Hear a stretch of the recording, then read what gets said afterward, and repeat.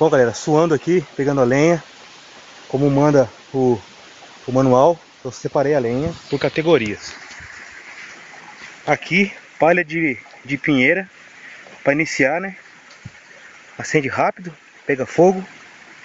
As lenhas mais finas, as médias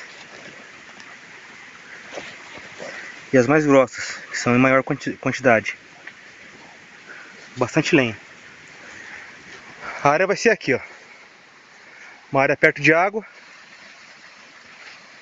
Tá vendo o barulhinho? Tem água aqui. Uma área limpa.